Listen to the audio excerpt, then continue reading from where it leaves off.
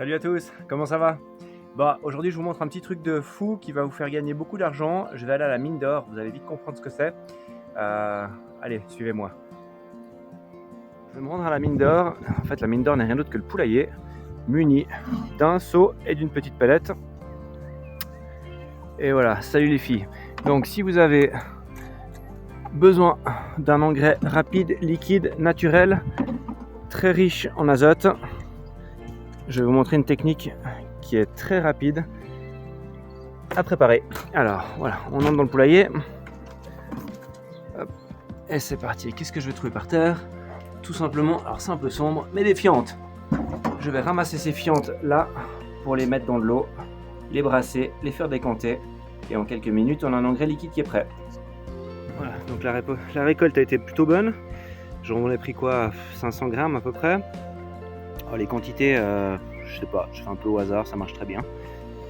Un bâton pour brasser, c'est ce qu'on va appeler littéralement du cacao. Voilà. Et on remplit. Voilà.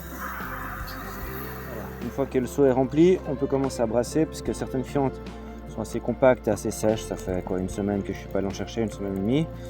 Il faut juste les laisser un tout petit peu décanter.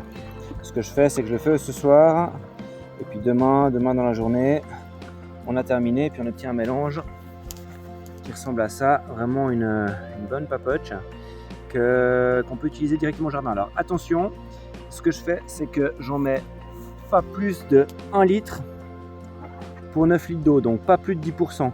Sinon, on risque un surdosage en azote qui est très riche, directement assimilable et minéralisable par les plantes, enfin utilisable par les plantes.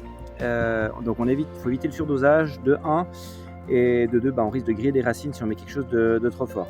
Donc voilà, le mélange, il est fait. Voilà, là je l'ai déjà fait. Et puis il reste plus qu'à aller l'utiliser avec parcimonie. Moi je passe à peu près une fois par semaine, juste mettre une petite goutte au pied, pas sur la feuille, au pied de chaque tomate, au pied de chaque plante de poivron qui sont en train de partir. Et voilà. Donc petite astuce, très très facile. Voilà, donc vous avez bien compris, c'est relativement facile à mettre en place. Le hic, c'est que si vous n'avez pas de poulailler, ça peut représenter une difficulté, donc pas de problème, essayez de regarder dans votre quartier, dans votre voisinage, si vous n'avez pas un ami, un voisin qui a un petit poulailler, qui ne sait pas quoi faire des déjections, vous pouvez très bien discuter avec lui, il sera très certainement très content de les récupérer pour s'en débarrasser, et puis vous, c'est de leur embarras. Voilà, allez, au boulot, bonne fin de journée.